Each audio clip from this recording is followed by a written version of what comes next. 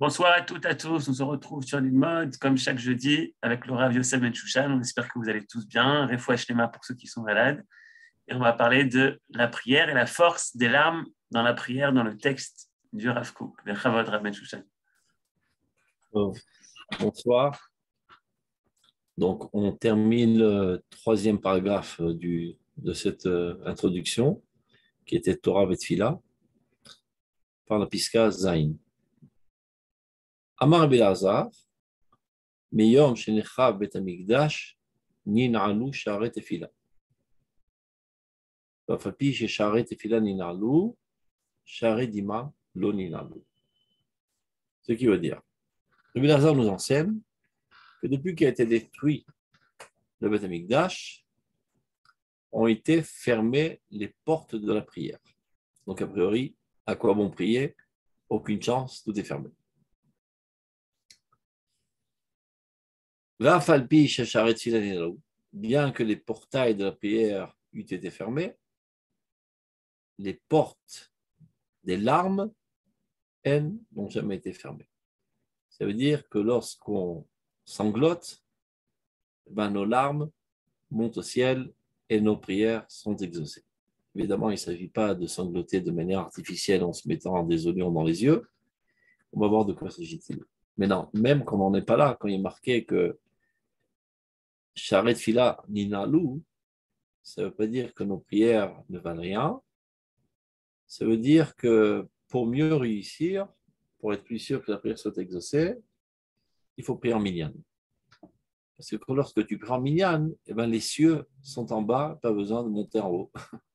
Quand tu pries en minyan, la Shrina se trouve parmi nous.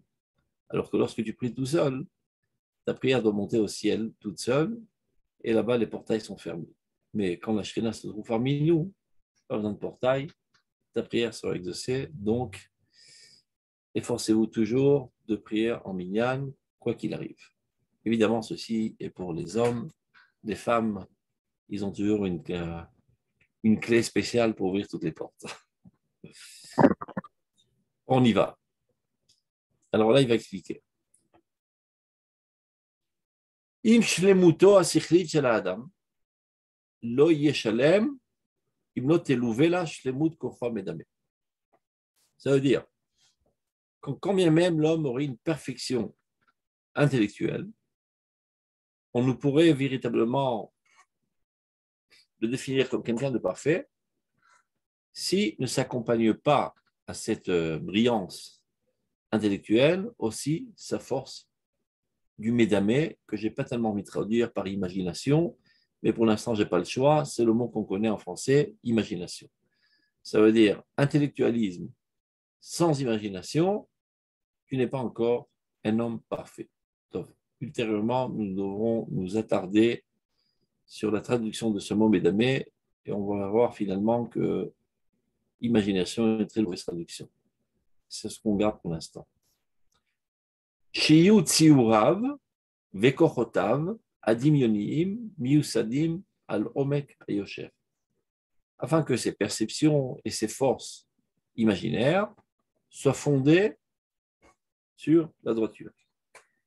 Ça veut dire imagination qui n'est pas accompagnée d'intellectualisme, et bien très vite on arrive à des fantasmes et de vivre dans un monde totalement virtuel qui n'existe pas. Donc il est vrai que Dieu a ancré en nous cette force imaginative, mais il est interdit de la laisser gérer la personnalité toute seule. Elle a une certaine importance, mais qu'on l'a dit à plusieurs reprises, le roi de la personnalité, c'est le Sechel, c'est lui qui gère tout, et parfois il permet à d'autres forces de s'exprimer dans la quantité et l'intensité que lui décide, car lui seul sait gérer notre personnalité. Mais, bien qu'on ait dit tout cela, il faut savoir que intellectualisme seulement, sans imagination, on ne peut pas te considérer comme quelqu'un de parfait et donc de proche de Dieu totalement. Il est écrit pour expliquer tout ça. Et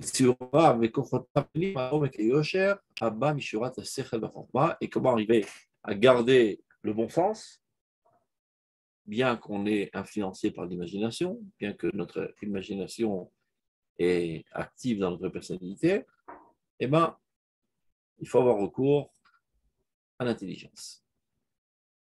Donc, ça, c'était une introduction. Maintenant, il va développer.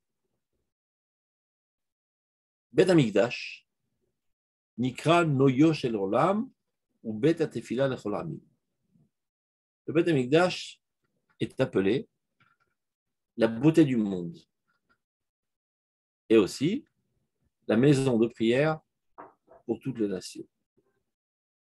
Donc, beauté du monde, on peut se dire, bon, évidemment qu'on l'appelait comme ça parce que c'était très beau le Beth Amikdash, il y avait de l'or, il y avait du cuivre, il y avait des couleurs pourpres, et il y avait de la musique, des Kohanim, des Lévi'im, une ambiance extraordinaire. Donc, on est en plein show, et donc l'imagination a le dessus.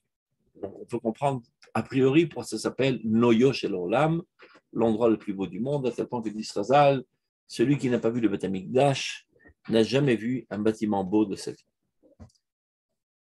C'est aussi vrai, mais c'est vraiment totalement secondaire, tout ce qu'on vient de décrire. Là, le Rav Kook va nous expliquer, dans la définition juive, ce qu'est la beauté. Anoï à Amiti. Quelle est la véritable beauté? Ou Ashlamat Tsiur Adamedame, Kefi Ashura Sichlit, Shemizet Imacher Adracha Musarit Naala Baolam. Qu'est-ce qu'on définit, nous, le peuple d'Israël, comme beauté? C'est lorsque la force imaginative, elle est au service de l'intellectualisme, et en cela, ça nous amène finalement à un comportement moral haut et noble dans le monde. Vikar, la tfila, banou yalze. Et la tfila, essentiellement, est fondée sur cela, comme on l'a répété à plusieurs reprises. Tout le rôle de la tfila est de traduire les concepts qu'on a acquis dans notre étude, dans le monde de notre sentiment, pour finalement déclencher notre volonté et réaliser ces idéaux. Donc, on va voir là qu'il y a maintenant une corrélation très, très étroite entre la téléphila, qui est la traduction dans le concret des idéaux divins par l'intermédiaire de nos sentiments, et la beauté. Alors, on va faire une petite parenthèse. Pourquoi Beth Amikdash s'appelle Noyo Shel Olam? Il y a marqué que Shmuel et David sont aussi ensemble pour programmer la construction du Beth Amikdash, Benayot Barama, dans un endroit qui s'appelle Nayot, qui se trouvait Barama. Dit Razal, Ma Kesha Benayot et Rama. Quel rapport y a-t-il entre Nayot et Rama? Ce sont deux sites géographiques éloignés l'un de l'autre. Et là, Skou Benoyo Shel Olam. Ils s'étaient occupés à construire la beauté du monde. Et de là, on va comprendre qu'est-ce que veut dire beauté. Il y a marqué, par exemple, dans la Torah, Ki archiv Hashem et Gevulcha, lorsque Dieu élargira tes frontières. Donc, on parle d'expansionnisme.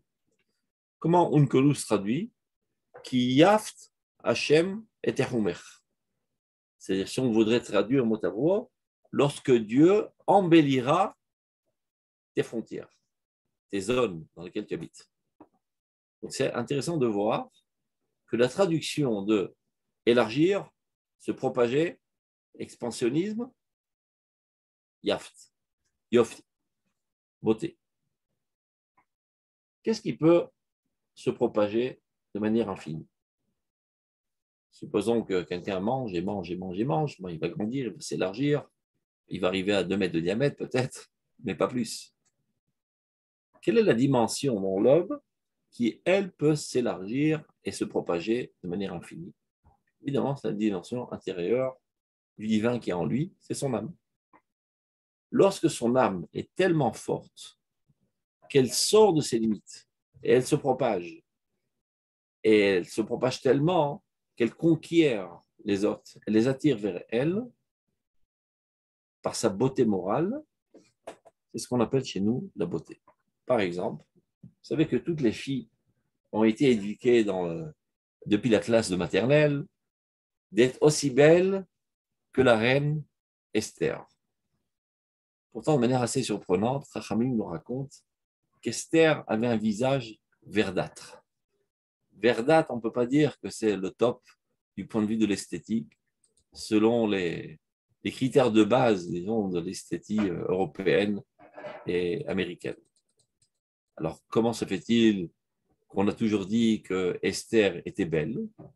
Eh bien, tout simplement, c'est un mensonge. Il n'y a marqué nulle part qu'elle était belle. Il y a marqué Noset hen be'ene kol rorea. Elle avait grâce aux yeux de tous ceux qui l'observaient. Elle avait une attirance. Une attirance par sa grandeur, par sa candeur, par sa beauté de caractère, par sa noblesse. Elle imposait sa noblesse. Ça veut dire son intériorité divine émanait de sa personnalité, et vu que l'homme, dans le plus profond de son être, est à l'image de Dieu, lorsqu'il voit un dévoilement si intense de divinité, il se sent attiré vers cela. Donc, elle captait les gens vers elle par sa beauté intérieure.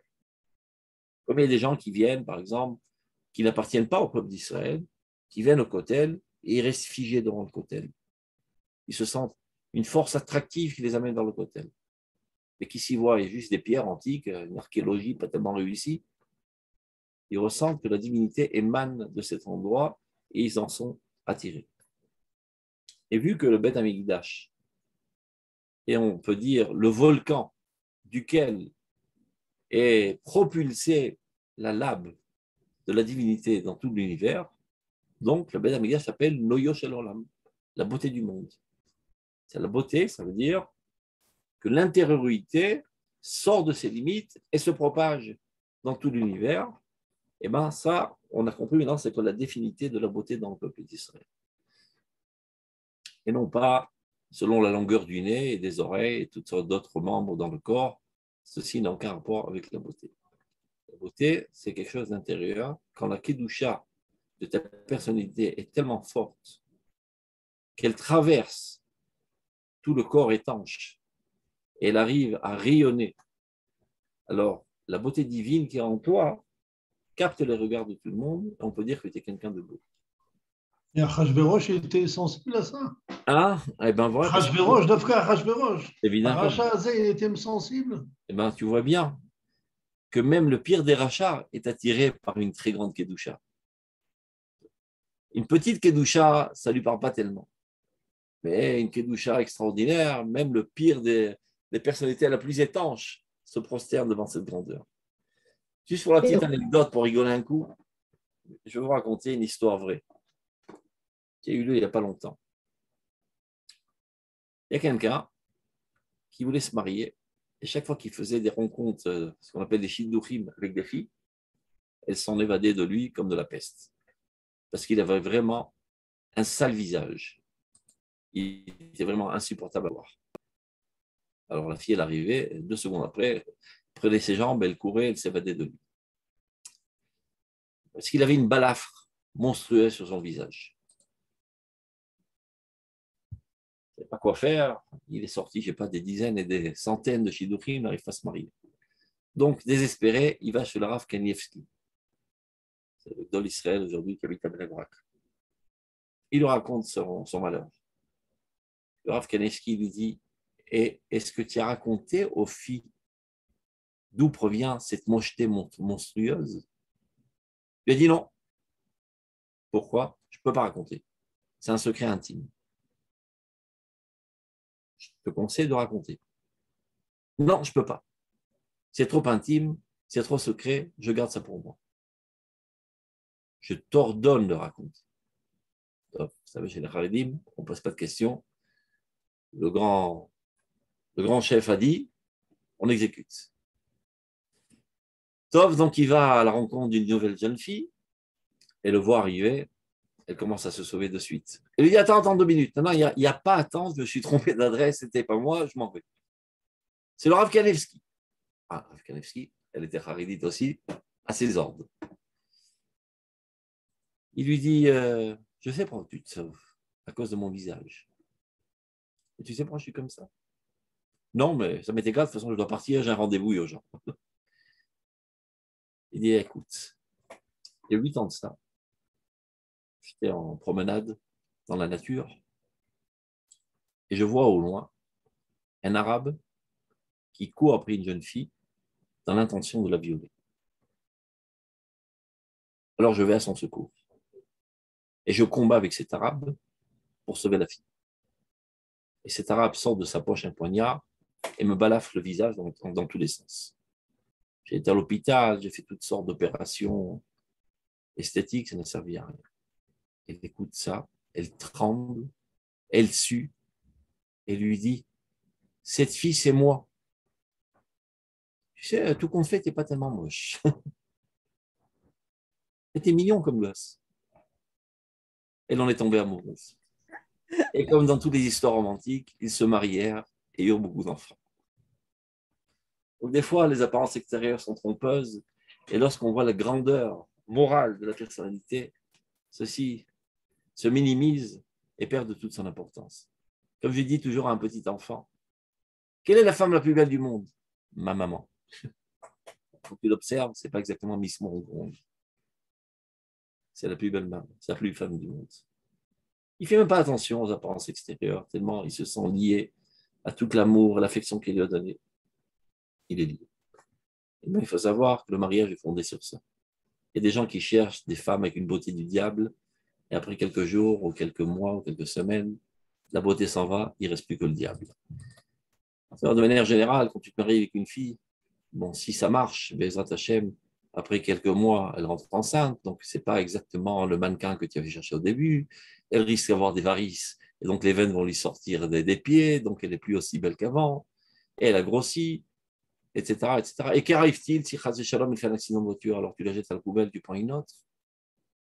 Donc on ne peut pas fonder le mariage sur une consommation esthétique selon les principes de base européennes, américaines, mais sur un lien profond, intime, et un amour profond de la beauté de caractère. Une fille qui a de belles midotes, ben c'est une fille belle. Une fille qui a un sale caractère, mais qui a envie de se marier avec elle? Ça sera l'enfer, ça explosera de toute manière après quelques minutes. Peu importe qu'elle a l'air d'être une poupée, alors tu n'as qu'à acheter une poupée Barbie, te marier avec elle. C'est pas comme ça qu'on fonde un mariage. Donc, on ferme la parenthèse, puisque là, c'était un type à 5 centimes pour savoir comment choisir son conjoint. Mais sans rapport. Les Romains, ils n'avaient pas vu cette beauté de Rabbi Akiva et des autres. Rachvérosh, oui, mais les Romains, non. Évidemment, mais ils étaient tellement contre la beauté morale, donc ils l'ont spécialement haï. Donc, on continue. Donc, il dit le Rav, regardez dans le texte. On en était là. Anoya Amiti, la véritable beauté, ou Ashlamat Siouré Amedame, c'est de parfaire les perceptions de l'imagination, Kefi Ashura Sirlit, en adéquation totale avec la sagesse qu'on a reçue de Dieu, chez Mezet Timacher, Adracha Moussarit Naala Baolam, qui va engendrer finalement des directives, un comportement moral noble dans le monde. Veikara Tefila, ben et l'essentiel de la Tefila, en fin de compte, est fondé sur ça, de t'amener finalement à rentrer dans ton comportement, dans tes aspirations, dans tes sentiments, etc., dans tout ton monde intérieur, en adéquation totale avec les idéaux divins. Omlam. כל זמן שמכון המרכז הכללי של השיווי הכולל לכל האדם של השכל עם ציור המדמה היה קיים בעולם, היה קל גם לכל יחיד לכונן את דרכי ציוריו על פי יסודות השכל. On arrête là. Tant que il y avait dans le monde un institut universel dans lequel il y avait en harmonie totale l'intellectualisme avec la force imaginative. Le Beth Amikdash, dans lequel on fait les corbanotes qui sont fondés sur l'imagination. Parce qu'en fait, que lorsque tu observes cet animal qu'on égorge, tu t'imagines à sa place être égorgé et c'est ce qui tu mériterais a priori. Et donc, ça crée en toi toutes sortes de compréhensions autres que tu avais avant cela. Tu étais attiré par toutes sortes de choses bestiales. Et là, ça te remet les idées en place à l'aide de l'imagination. Ce n'est pas un enseignement intellectuel, on t'amène à une prise de conscience par le biais de l'imagination. Mais le Beth Amikdash, il n'y avait pas seulement des corbanotes, il y avait aussi l'Ishkat Agazit. Là-bas, c'était la grande réunion des plus grands sages d'Israël. Ça veut dire on va dire l'institut par excellence de l'intellectualisme, de laquelle sortait la Hora'a à toute l'Israël. Et ça vivait dans le même endroit. Dans le même endroit, il y avait une harmonie totale entre le Sechel, le Regesh et le Dimayon. Sechel, Regesh, c'est la musique et c'est des Lévim qui prenaient notre cœur, qui envoûtaient notre cœur d'émotion, et la prière qu'on faisait au Beth Amikdash, et le Dimayon. Donc, puisqu'existait de fait dans ce monde un endroit dans lequel il y avait une harmonie totale entre ces trois tendances, l'homme était plus capable d'accéder à cette harmonie dans sa personnalité. Ce qui est dit là, je vais vous expliquer d'une autre manière. Parfois, on voit dans les livres des Chachamim qu'ils disent presque la même chose. On voit un Mefaresh de la Gemara qui dit une opinion et un autre Mefaresh qui dit une opinion totalement semblable. Et sans rapporter le nom de celui qui a émis en premier cette opinion. On ne peut pas imaginer que les Chachamim soient des arnaqueurs et des truands qui veulent frimer et de dire c'est moi qui ai innové cette opinion. Il s'avère qu'il n'a pas appris ça de ce rabbin. Et ce qui arrive, c'est la chose suivante.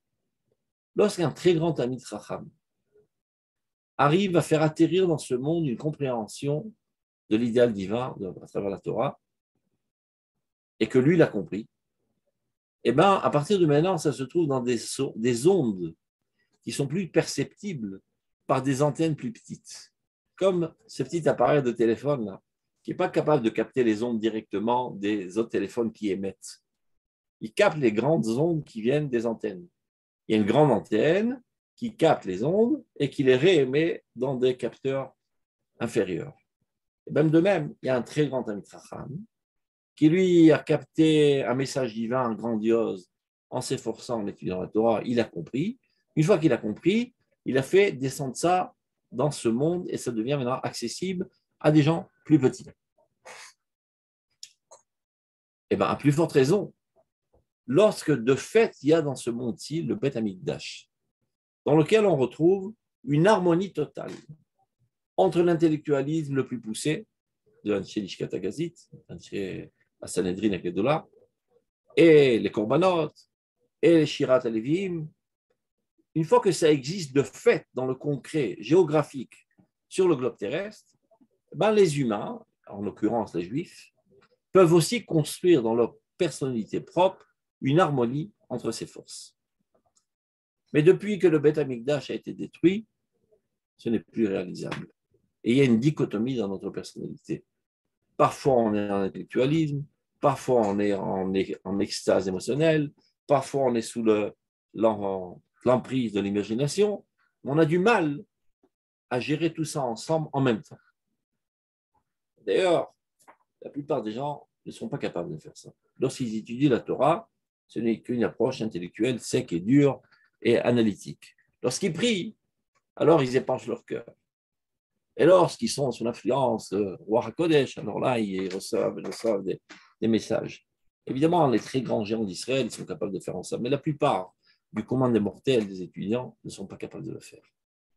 Donc, il dit l'arabe la chose suivante. Kol zman shemachon hamerkaz haklali shel hashivui haklali hakolel lekol ha'adam shel hasechel metzur vedameh. Tant qu'existait dans ce monde un lieu de culte, un institut de culte, dans lequel il y avait une harmonie totale entre l'intellectualisme le plus poussé et la perception imaginaire la plus poussée. Ayakal. Alors c'était relativement facile, gam l'école yachid les connaît de l'architecture va pied de amalgamer de manière harmonique ces perceptions imaginaires à la lumière de la droiture intellectuelle. Au bitromem alpisé quoi hamedame. Et lorsque sa force imaginative s'élevait à la hauteur de son sechel, alors il pouvait, sans aucun doute, après concrétiser ces idéaux dans le monde réel. Car, comme on l'a dit à plusieurs reprises, l'imagination, c'est la force essentielle sur laquelle est fondé l'art, et c'est exactement, disons, la finalité, l'objectif de l'art, c'est de traduire des conceptions abstraites dans le concret. Et c'est comme ça que les idéaux les plus grandioses, les plus lointains, les plus nobles, etc., on arrivait à les faire descendre dans le monde imaginatif, dans le monde émotionnel, et finalement les concrétiser de manière parfaite. Alors là, on avait affaire à des gens parfaits. Aval, Miyom Shecharav Bet Hamikdash. Depuis que le Bet Hamikdash a été détruit. On comprenne un petit peu qu'est-ce que ça veut dire la destruction du Bet Hamikdash. Et donc dire, eh ben mince, on avait un temple très joli, il ne reste plus que des ruines. Alors on a une nostalgie vers cette archéologie. Il faut comprendre que la personnalité humaine a été fortement atteinte et on n'a plus affaire à la même dimension humaine qu'on avait précédemment. Alors, le Gemara dit tout notre goût et nos capacités ont été atteints à presque 90%. Donc, Miyom Shechav Bet Hamikdash, Batal Machaz Akali Shel Kishur, Chukei HaNefesh HaEnoshit Shebekocho HaMedame Elor HaSechel, Ni Na'alu Sharat Tefila. C'est-à-dire, on n'est plus capable aujourd'hui totalement de faire pénétrer toutes nos conceptions au niveau imaginaire et au niveau émotionnel. Et donc, notre prière n'est pas une véritable prière. Ça veut dire, on essaye tant bien que mal de comprendre ce qu'on dit et un petit peu de s'enthousiasmer, mais on ne peut pas dire qu'il y a une harmonie totale entre ces forces. Ikol Yachid, ודאי יקשה לו מאוד לרומם לבדו את כוחו המדמה אל מרומי השכל. Tout individu aujourd'hui n'est pas capable d'élever sa force imaginative aux hautes sphères de l'intellectualisme. ולפעמים בהתגברות המדמה ייתן מדרך השכל.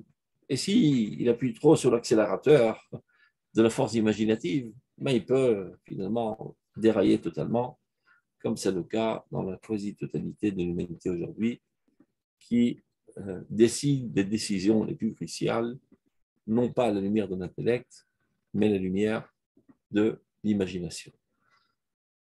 C'est vrai qu'aujourd'hui, les gens haïssent l'intellectualisme.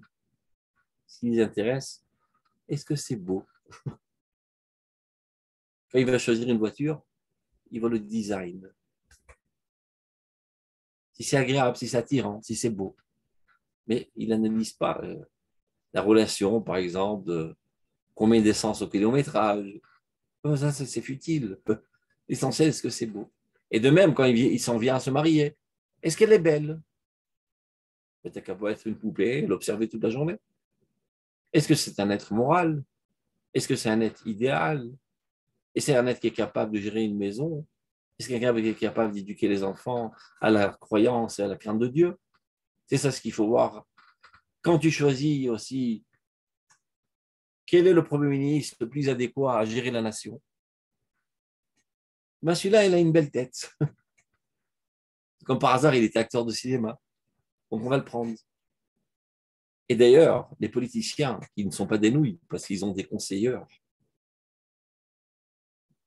ils ont ce qu'ils appellent meatzvim, c'est-à-dire quel costard mettre, avec quelle couleur de cravate et quelle banane mettre sur la tête, et se photographier avec une très jolie fille, ou bien à côté d'un footballeur. Je ne vois pas en quoi tous ces facteurs réalisent des principes en fonction desquels on doit choisir un Premier ministre. Si nous intéresse un Premier ministre, c'est qu'il soit d'abord avant tout intelligent, qu'il sache analyser la situation et qu'il ait une volonté de faire, de ne pas succomber aux pressions de tous les gangsters qui essayent à tout prix de le faire dévier de l'objectif de l'intérêt national. Et s'il n'a pas ces caractères, eh bien c'est un nul. Et pourtant, ce n'est pas ce qui se passe. Vous pouvez voir, par exemple, à la Knesset, sans vouloir citer de nom, il y a quelqu'un qui a un beau look, une belle banane, mais qui est totalement nul, qui n'a même pas le bac. Il a quand même 19 mandats. On se demande comment il arrive. Quelles sont les nouilles qui votent pour un tel idiot? Eh bien, il y en a pas mal de nouilles dans ce monde. Donc, on continue. Donc ça, c'est ce qui arrive lorsque l'imagination a le dessus. לפעמים מתגברת המדמה, יצא מדרך השכל. ועל ידי התרגשות, יצא משורת היושר. Encore plus, quand il rentre en enthousiasme, des fois, il perd totalement la raison. Omnam, avant de continuer, je voudrais un petit peu plus développer, parce que je dis que la traduction du mot imagination n'est pas totalement adéquate. Médamé en hébreu veut dire faire ressembler. Les damot, milta, les milta. Trouver une analogie. Ressembler entre quoi et quoi? C'est-à-dire de trouver un point de ressemblance entre quoi et quoi? Entre le monde abstrait et le monde concret. Ça veut dire, une des forces de notre personnalité est la suivante. Par exemple, je dis le mot table, qui est un concept abstrait, vous fermez les yeux, vous voyez une table. Et vice-versa. Vous voyez une plateforme surélevée du sol, qui est ronde et rouge et en plastique, et vous faites appartenir cet objet au concept de la table, dans lequel il y a des milliards de sortes de tables différentes. Donc, on a dans notre personnalité un appareil, un genre de transformateur, dans lequel il y a input, output, kelet, pellet. Comment on dit ça en français? Je ne sais pas. Ça se dit input, output en français? Je ne sais pas, peu importe. Et c'est quoi ce transformateur? Tu rentres un concept abstrait, ça te sort une image. Ou bien, tu rentres une image, ça te sort un concept abstrait. C'est ça le rôle du médamé. Maintenant, sans médamé, on ne pourrait pas communiquer. Comment on communique de manière si rapide? J'ai une pensée totalement abstraite, que je traduis en lettres, et ça rentre dans ma cervelle. Après, c'est traduit en courant biologique qui va jusqu'à ma langue, qui donne l'ordre à ma langue de faire vibrer, et ça fait des ondes, et ces ondes arrivent sur mon tympan, qui font vibrer votre membrane, et c'est retraduit, encore une fois, en pensée. C'est-à-dire qu'il y avait une existence abstraite au niveau de la pensée, qui a été traduite en message totalement concret, qui arrive chez vous en message concret, et qui est retraduit à nouveau en message abstrait. Tout comme une œuvre d'art. On en a parlé longuement. Un artiste qui a un sentiment d'amour, qui fait pénétrer ce sentiment d'amour dans son tableau. Il dessine, je ne sais pas, une maison avec une cheminée et du gazon. Et ça fait véhiculer un sentiment d'amour. Et l'observateur qui voit cet objet abstrait ressent le message abstrait qui se cache derrière cet objet concret. C'est ça le rôle de l'imaginatif. Maintenant, pourquoi en français on appelle ça imagination? Mais la chaîne image, c'est bien du terme étymologique image, c'est-à-dire imager. Tu prends un concept abstrait et tu le traduis en image. Oh, mais ça, c'est dans un seul sens. Alors qu'en hébreu, c'est à double sens. De l'abstrait au concret, donc le mot traduction, imagination est au top, mais du concret à l'abstrait, ce n'est pas une imagination, c'est au contraire, c'est une abstraction de l'objet concret. Donc, si déjà on veut traduire en français, il vaudrait mieux dire analogie. Une analogie entre le monde abstrait et le monde concret, entre le monde concret et le monde abstrait. C'est ça la traduction la meilleure du mot d'Imayom. Et le passage dit Biyad Neviyai Adamé. Dieu dit je me traduis en image dans la main de mes prophètes. Qu'est-ce que ça veut dire? Lorsque Dieu veut envoyer un message au peuple d'Israël et lui dire que très bientôt, il va se passer ceci, il va se passer cela, il ne transmet pas au prophète un message abstrait. Il envoie son message. Le message est perçu par le prophète comme une image. Alors il dit, qu'est-ce que tu vois? J'ai vu un amandier. Bien vu. Un amandier, ça se dit en hébreu, shaked, et shaked. Ani shoked la sot l'arme Israël. J'ai l'intention de faire quelque chose suivante en Israël, très rapidement. Ce n'est pas seulement la relation de mots shoked, shaked, c'est que l'amandier sort ses fruits très rapidement. Donc, le fait que tu as vu un amandier, de manière associative, tu vas penser à une action qui va se faire rapidement. Donc, lorsque Dieu transmet un message au prophète, ça sort de Dieu dans l'abstraction totale, c'est capté par le prophète dans une image totalement concrète, et après il doit se casser les ménages pour faire de ça une extrapolation et recomprendre le message de manière abstraite et de comprendre que Dieu s'apprête à faire quelque chose très rapidement. Ça, c'est pour tous les prophètes. Mis à part Moshe Rabbeinu, qui lui capte le message divin dans son abstraction première. Ça veut dire, si chez nous tous, cette force imaginative se trouve entre le sechel et le regesh, entre l'intellectualisme et l'essence, et donc ça traduit de l'intellect au sens et du sens à l'intellect. Mais si déjà cet appareil a un input à output, on peut le positionner en dessus du sechel. Et donc dans son input, il reçoit un message divin et il transmet ça au sechel. Ça, c'est Moshe Rabbeinu. L'école Beti Neyman. J'espère que vous avez compris plus ou moins. Je vais faire la parenthèse. C'était juste pour qu'on expliquait de la manière plus exacte ce que veut dire Médamé. Donc, quoi qu'il en soit, on a appris de cela que tant qu'il n'y a pas une force de Médamé bien développée en toi, alors peu importe que tu aies des perceptions intellectuelles très grandes, si tu ne sais pas les traduire dans le vécu, dans le concret, finalement, ces idéaux ne seront jamais concrétisés, donc tu ne seras pas quelqu'un de parfait.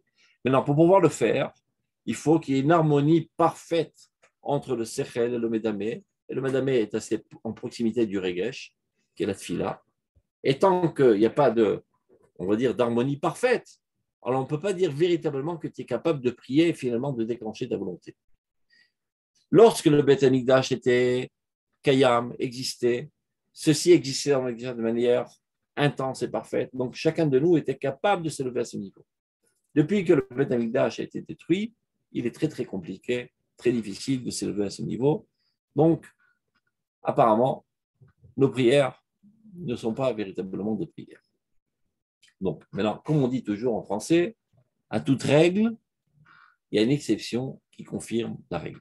C'est-à-dire qu'on est en train de dire maintenant que théoriquement parlant, c'est quasiment impossible aujourd'hui de véritablement ressentir fortement dans nos émotions les idéaux qu'on a compris intellectuellement dans l'étude de la Torah, et donc, à plus forte raison, qu'on ne pourra pas totalement les réaliser.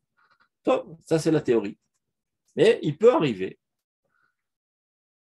de manière exceptionnelle, que quelqu'un, tout d'un coup, sanglote.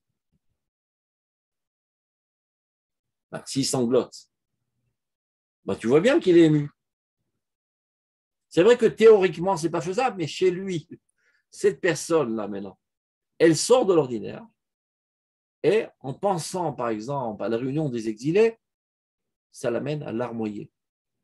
Elle a un languissement très profond de voir le peuple d'Israël qui retourne sur sa terre.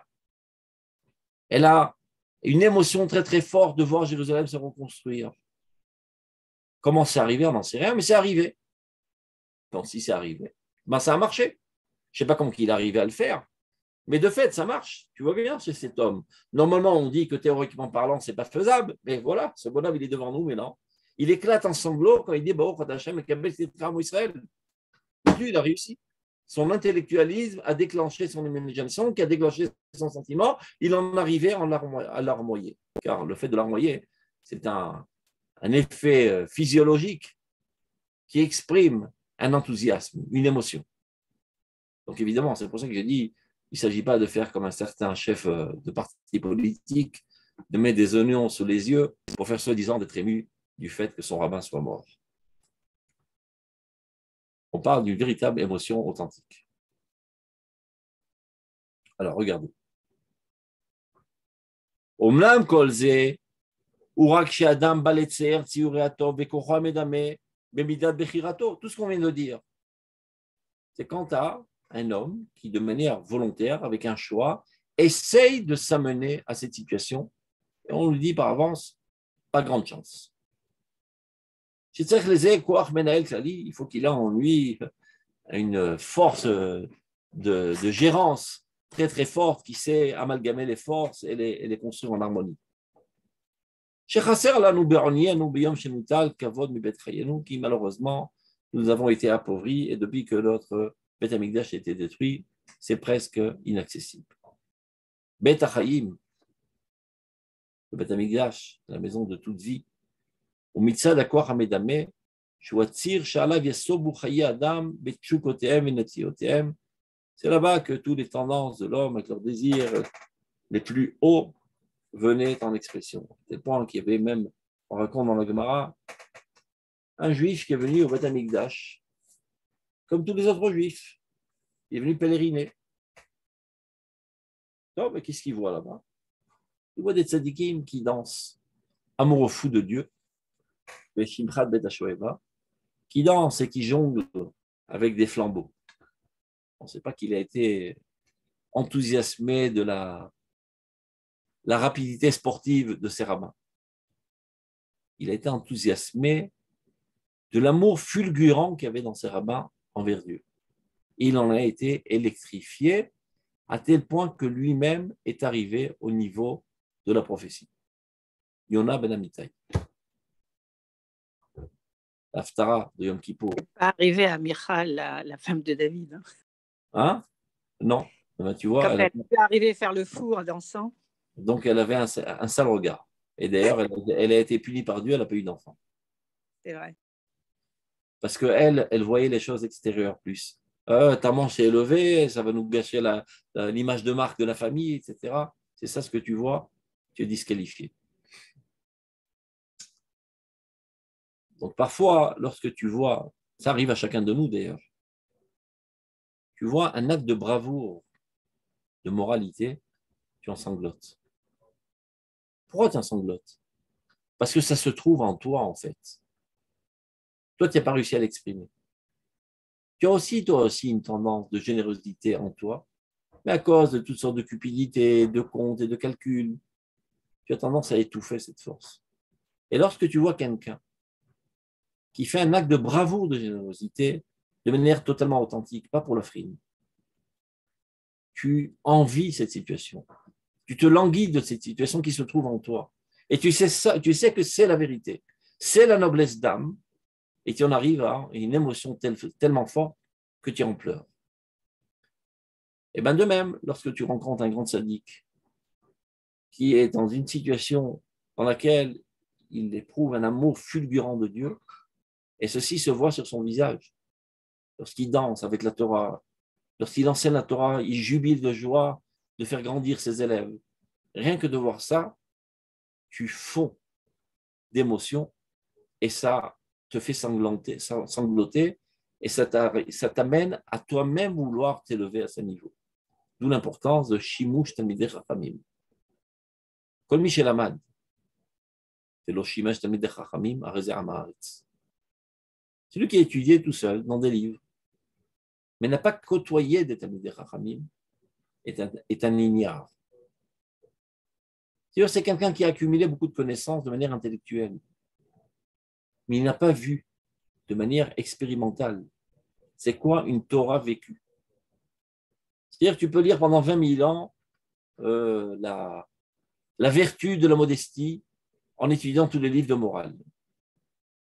Et tu peux être présent dans une situation dans laquelle un Gdol Israël se fait insulter par un va-nu-pied de manière très grossière. Il reste calme et rempli d'amour envers cette personne.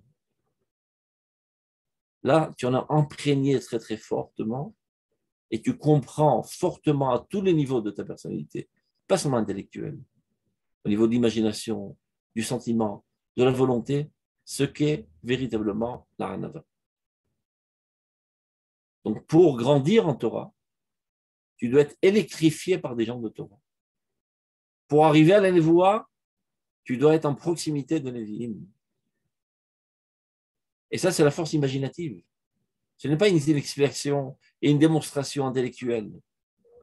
Il y a une autre antenne dans ta personnalité. l'antenne imaginaire, l'antenne de l'analogie, qui voit un événement qui se voit dans du concret et qui traduit ça dans la pensée abstraite, la compréhension, c'est quoi la générosité, c'est quoi la modestie, etc. Et tant qu'on n'a pas ça en cela, en nous, eh ben, on ne peut pas être parfait. Et donc, depuis que le Beth Amikdash a été détruit, on n'a plus tellement ça en cela, en nous. Mais, comme on l'a dit, il peut y avoir une exception. Voilà ce bonhomme qui maintenant, il lui a suffi de sortir de sa bouche ces mots-là, mais Kabes Yitramou Israël, qu'il éclate en sanglots. Il s'effronde. Vous savez qu'on raconte que le Rav Tzviuda Chassadik de Kadosh le Bracha, chaque année, on le faisait monter à la Torah à Tisha B'Av. Ben, il réussissait jamais à terminer la Bracha. Il s'effondrait en sanglots. Quand il montait à la Torah, à Tisha B'Av, et dans la paracha, on parle de tous les malheurs qui vont accabler le peuple d'Israël. Il commençait à dire il éclatait en sanglots, il ne pouvait pas terminer. Parce que chez lui, c'était un vécu, le Churban Beit Hamikdash. Ce n'est pas une connaissance archéologique. Et de même, il jubilait de joie à Yom Ha'atzmaut. Kol mi shemitabel al Churbana shel Yerushalayim zoche veroeh besimchata. C'est lui qui est véritablement attristé par la destruction du Beit Hamikdash, de Jérusalem, de notre souveraineté nationale, profondément affecté de cela. Alors, dès que ça arrive, la reconstruction, alors il est en joie totale. Mais celui qui s'en foutait un petit peu, pour lui, c'était juste une connaissance archéologique. Il n'y a pas eu tellement de changements que ça peut faire. Comme ça, sous souveraineté israélienne, souveraineté turque, souveraineté anglaise, l'essentiel, c'est que dans notre technicité journalière, on met un cube noir ici, et on lit quelques textes, et on est exempté. Parce que tu n'as jamais vécu la Torah. Tu ne comprends pas que ça veut dire Choba Naouma. Donc tu ne comprends pas non plus que ça veut dire Binyan Naouma. Donc, Omnam Kolze Ura Keshe Adam Baletzer Tzure Atom Bekocha Medame. Tout ce qu'on vient de dire, c'est quant à l'effort suite à un choix de l'homme, et on explique que c'est très compliqué. Ça nécessite une force qui gère tout de manière harmonique, qui nous manque énormément depuis qu'il a été détruit notre Beit Hamikdash. Beit HaChaim, Mitzvot Chor Medame, on a déjà lu, je continue. La kavod amiti ou gilou yasech el yataor en kavod el Torah, c'est ce kavod qui nous manque, c'est cette gloire de l'apparition de l'idéal divin dans le concret dans notre nation. Aval, cependant, yesh mitgabrim al adam tziurav letova. Il peut arriver parfois que se renforce dans l'homme des perceptions du bien, pas de manière volontaire. Un miracle. C'est un miracle. C'est-à-dire, si ça n'en tenait qu'à ses efforts, il ne serait jamais arrivé à cela. Mais on ne sait pas comment, on ne sait jamais trop les cheminements de l'âme. Elle a réussi à faire tomber toutes les barrières et arriver à sa conscience et le faire arriver à une prise de conscience de la catastrophe du fait que les Juifs sont exilés en Chutz La'aretz et il en arrive à larmoyer. Et là, alors, quand il dira Baruch Ata Hashem Kabesh Yitramou Israël, sa prière sera énormément effective. Et elle ramènera énormément de Juifs en Eretz Israël. Il y a plein de choses qui arrivent comme ça dans ce monde, depuis notre renaissance nationale. Et parfois, des personnes qui ont très peu de valeur, du point de vue moral, du point de vue de leur vertu, leur crainte de Dieu, sont capables de voler, sont capables de faire des cruautés parfois, des saletés morales. Et lorsqu'ils se trouvent dans une situation gravissime qui met en danger la nation d'Israël, tout d'un coup, ils se comportent comme des gens nobles de manière héroïque. Mais ce n'est pas totalement adéquat à leur train-train quotidien. Ben là, la Neshama enjambe leur monde du choix libre et prend le contrôle de leur personnalité. Et ils deviennent comme des lions et ils luttent et combattent pour la sécurité du peuple d'Israël jusqu'au prix d'en donner leur vie. Donc là aussi, ce n'est pas un itinéraire normal suite à une compréhension et un choix, etc. C'est un miracle. C'est l'âme qui a fait effondrer toutes les barrières et qui en arrive directement à gérer ses membres. Évidemment, on ne va pas enlever leur mérite parce que c'est vrai qu'il y a une force qui pousse à se comporter de la sorte, mais il a encore un certain choix de refuser, de ne pas se laisser drainer par son âme. Et il accepte. Et ça, c'est à son mérite. Mais ce n'est pas lui qui a déclenché le processus. C'est l'âme d'Israël, c'est Knesset d'Israël. C'est l'âme éternelle d'Israël qui attrape les soldats d'Israël en main et les fait lutter comme des lions pour sauver la souveraineté d'Israël, pour sauver l'éternité d'Israël en Eretz Israël. Et chacun d'entre eux, après, sont élevés à un niveau de Kedusha. Parce qu'ils auraient pu refuser. Ils auraient pu dire calmons-nous, un enthousiasme passager, j'ai une femme qui m'attend et 4 enfants à la maison, calmons-nous. Non. À ce moment, il dit laisse tomber ma femme et mes enfants, la nation prime. Et tout cela est à leur mérite. Donc, dans notre génération, on compte très souvent ce genre de miracle, d'intervention divine dans le psychisme humain et l'amener à des volontés de faire de manière surnaturelle. On a toujours l'habitude de parler de miracles au niveau. C'est pas la excusez-moi, Rav, c'est pas la Hashgacha pratique qui nous amène à faire ce genre avoir cet élan d'être moral, non? Ok, d'accord. Le bien de la nation.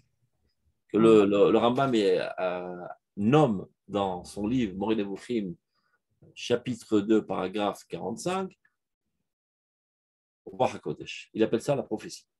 C'est le premier niveau de la prophétie dans les 11 niveaux de prophétie.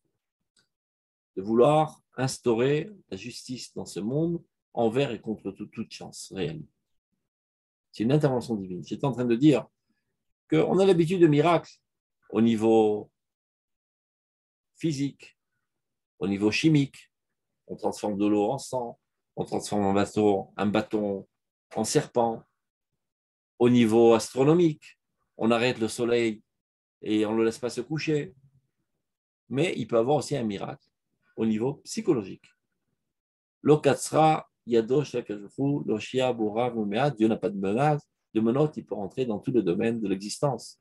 De la même manière qu'il est capable de transformer un serpent en bâton, il peut aussi transformer une personnalité de serpent et le rendre un Superman de noblesse et de grandeur. Il intervient dans son psychisme et l'amène à vouloir très fortement venir au secours du peuple d'Israël. Mais encore une fois, je dis, laissons-leur le mérite, parce qu'ils peuvent refuser. La Chazara B'Tshuva שייכת לזה? כן, זה הערה, אותו דבר, אבל גם הרהורי בתשובה, זה לא כפייה. זה בא ממרומים, ça vient de haut, tu es, on va dire, violé par Dieu, attaqué par Dieu, tu peux dire, oh, laisse tomber, j'ai pas envie. Et tu peux dire, bah, au Chaba, pénètre-moi. Mais les roues de Chouba, ils viennent du ciel, évidemment. Je pourrais poser une question. Oui, bien sûr. Quel est le rôle au Beth Amikdash? On priait, Aya, Tfila. Gam, mais pas essentiellement. Essentiellement, c'était d'être. La Tfila remplace. Alors nous, Non. C'est une fausse lecture. La Tefila ne remplace pas les Korbanot. On va voir ça dans la pisca d'après. Qu'est-ce que la Torah faisait? Qu'est-ce que faisait le Beth Amikdash pour l'émotion? Les gens pleuraient plus au Beth Amikdash parce qu'ils voyaient devant leurs yeux l'animal sacrifié à sa place, ou pendant la Tfila. Maintenant, on doit s'imaginer que la Tfila, c'est aussi un sacrifice. Non. Ce sont deux activités différentes et complémentaires. On en parlera, si Dieu veut, la semaine prochaine. C'est exactement le paragraphe d'après. Donc, ne mêlons pas les choses. Mais c'est vrai qu'on était en très grande émotion. On venait à la rencontre de Dieu. Et on sentait la présence divine. Et on ne pouvait plus le quitter. C'est comme si quelqu'un qui est amoureux fou de sa bien-aimée, il n'a aucune envie de la quitter, quoi qu'il arrive. C'est inexplicable avec des mots. D'être à côté, tout simplement. La mitzvah du Beth Amikdash, c'est l'irot et l'iraot. de voir Dieu et de se faire voir par Dieu. De venir à la rencontre de Dieu avec toute notre personnalité vivante. Aujourd'hui, on essaie de comprendre. C'est comme si que quelqu'un a vécu un événement très fort le jour de son mariage. Mais il le vit de tout son cœur, de toute son imagination, de toute sa volonté, de toute sa compréhension intellectuelle. Ça, c'est un événement vivant. Et un autre, on lui raconte c'est quoi le mariage. On essaie de l'expliquer ce qu'est le mariage. Ce ne sera pas un dixième de ce qu'a vécu celui qui s'est marié. C'est une perception très partielle au niveau intellectuel. Et aujourd'hui, notre avodat d'Hachem. Que représentait la tfila au Beth Amikdash alors? C'était secondaire. L'essentiel, c'était d'être en face de Dieu. Et les korbanot, et les lévim, et les kohanim, toute l'ambiance autour. C'est de baigner dans la divinité. Et ça, malheureusement, on ne l'a plus. On n'en a plus, c'est fini. Ça va revenir, Bezrat Hashem. On est revenu en Érythrée, on a construit notre État, et la Torah revient. Petit à petit, on est en train de guérir pour nous préparer à cette dimension de rencontre intime avec Akadosh Baruch Hu qu'on n'a plus. Il faut savoir que notre avodat Hashem aujourd'hui, elle est minime. C'est exactement comme l'exemple que j'ai donné. Quelqu'un qui ne s'est jamais marié, ben, il ne sait pas c'est quoi le mariage. On peut l'expliquer avec des mots, ça ne veut rien dire. Il peut comprendre intellectuellement, mais c'est du bidon. Et ben, c'est notre situation aujourd'hui. On continue.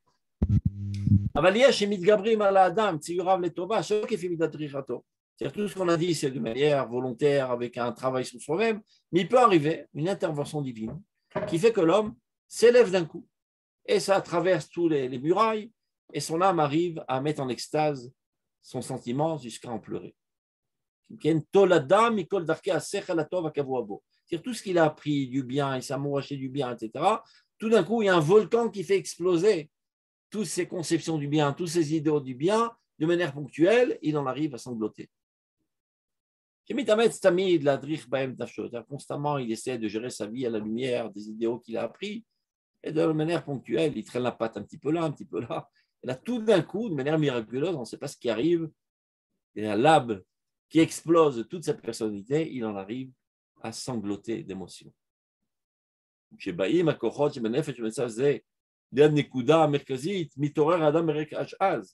Lorsque toutes ces forces-là convergent à ce moment-là, alors l'homme arrive à un extase très très puissant, qui est bien en-delà de sa force habituelle. Alors les larmes commencent à couler à grand flot. Tellement il languit le bien et la bonté divine. Et c'est les mots qui lui sortent de la bouche, qui lui sortent de la tête, peu importe. Je suis assoiffé, mon âme est assoiffée de Dieu.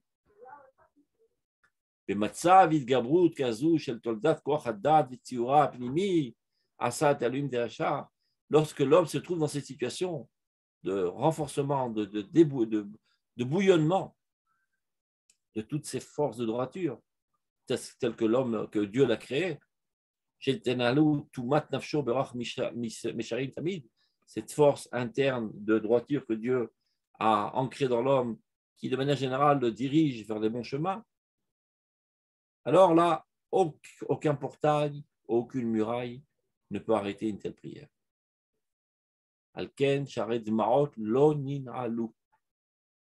Les portails des larmes n'ont jamais été fermés. Aucune porte ne peut fermer une prière en sanglots. J'ai vu une fois, ça il n'y a pas longtemps, ça, il y a quelques années, quelqu'un qui était voué à mourir. C'était évident qu'il allait mourir. Il avait une hémorragie cérébrale, etc. Alors sa fille m'a supplié, moi et ma femme, de l'emmener sur le tombeau du roi Mordechai Eliyahu. Elle est arrivée là-bas. Elle a enlacé le tombeau de tous ses bras. Elle a éclaté en sanglots. J'en ai pleuré aussi, moi aussi jusqu'à présent, j'en pleure quand je m'en souviens. Elle a déchiré le ciel. Et son père est vivant jusqu'à présent, miraculeusement.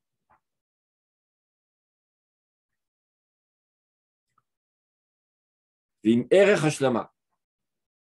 Shetfila kazot mesabevet la adam. Une telle prière parfait l'homme, parce que tu t'élèves à des sphères très très hautes d'amour de Dieu, d'amour du bien, d'amour de l'idéal.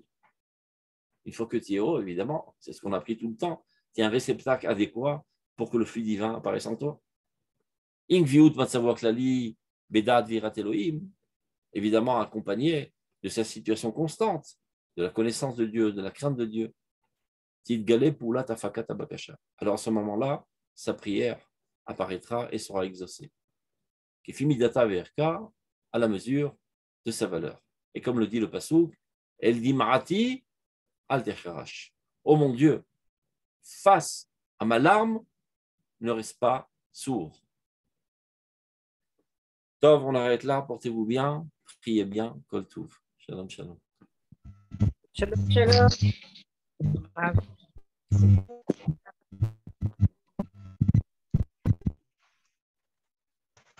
Le rôle de la fille-là dans le cook.